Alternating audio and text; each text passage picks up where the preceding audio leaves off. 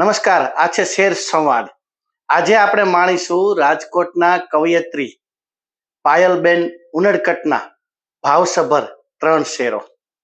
એમનો પ્રથમ શેર છે, હસી લેજો રડી લેજો ક્ષણો મળતી ગમે એમાં. હસી લેજો રડી લેજો ક્ષણો મળતી ગમે એમાં. ગમે ત્યારે દગો દેશે, ગમે ત્યારે દગો દેશે. આ શ્વાસ છે સ્વજન જેવા. શ્વાસને અને સ્વજનને જે સરખામણી કરી છે, ખૂબ ઉમદા એવો વિચાર આ કવિયત્રી પ્રગટ કરે છે.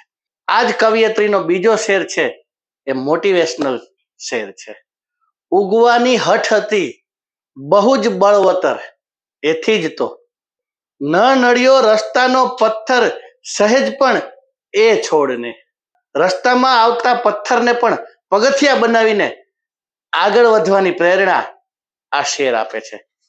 અને આ જ કવિયત્રી પાયલબેન ઉનડકટનો ત્રીજો શેર જે આપણને ભીતર સુધી સ્પર્શે છે. વાર્તા જેની વખાણી હોય છે, વાર્તા જેની વખાણી હોય છે, આંખમાં એનાય પાણી હોય છે. નીચવી હૈયું ઉતારી છંદમાં, નીચવી હૈયું ઉતારી છંદમાં, એ ગઝલ સૂરમાં ગવાણી હોય છે, એ ગઝલ સૂરમાં ગવાણી હોય છે. આપણે બધા જ જાણીએ છીએ કે ક્યાંક દુઃખની પરાકાષ્ઠાએ શ્રેષ્ઠ સાહિત્યનું સર્જન થતું હોય છે. એવો ભાવ આ કવિ પ્રગટ કરે છે. આ હતા રાજકોટના પાયલબેન ઉનડકટના 3 શેર.